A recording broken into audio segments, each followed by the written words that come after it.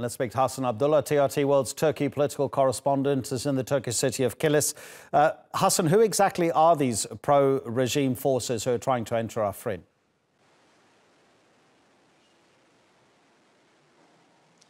Adnan, we're looking at members of different groups with very diverging interests. Some of them, for example, working as proxies for Iran. Some, for example, those who are associated with Hezbollah, the Shia militiamen.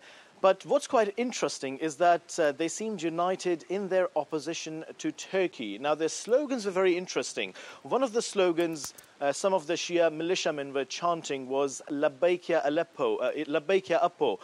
Basically, they converted a Shia religious slogan into a call of support for Abdullah Öcalan, the imprisoned leader of the PKK terrorist group, and they were expressing his support and saying that we are at your service. And when they were about 10 kilometers away from their intended target, Turkey fired warning shots and they turned around from there. So it's a mixture of people from different groups with very diverging interests. And one of the slogans they were chanting, they were saying that they are there to defend the unity of Syria, which is quite interesting because some of these groups are the ones who are seeking greater autonomy, and they have not been recognizing the government in Damascus.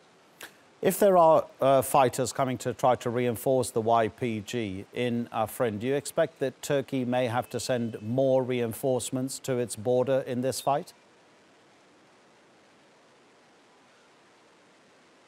Well, on Tuesday, when we were in Syria, we noticed a convoy of Turkish military convoy that moved into Syria. It was quite rapidly advancing towards its intended target. Now, it's not clear whether that was a reinforcement or whether they were there to replace some of the soldiers, or perhaps possibly even heading to other parts of Syria. But the message which is coming from the Turkish officials is that it's the objectives that matter. Now, if the objectives require reinforcements, then they would fulfill that.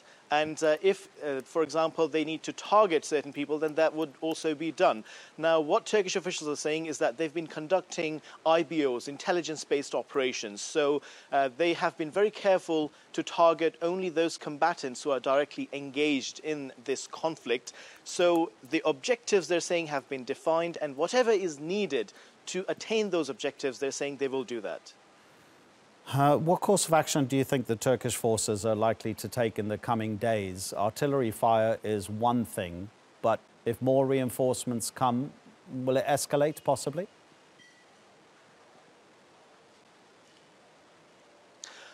Well, Adnan, the Turkish forces have been advancing into Afrin, and they have already captured over 60 villages that had earlier been under the control of the YPG terrorists. They have captured close to 100 locations, which includes ammunition dumps of the terrorists, hideouts, command and control centers, and so forth and so on. Now, the Turkish side is saying that they could have very rapidly advanced, but unlike some countries, they don't believe in doctrines like shock and awe that do not often discriminate between combatants and non-combatants. So the Turkish side is saying that they're exercising extreme caution to ensure that there is no so-called collateral damage. But as they advance into Afrin, it is expected that the fighting may get more intense. Hasan, thank you very much indeed. Hasan Abdullah for us on the Turkish side of the border with Syria.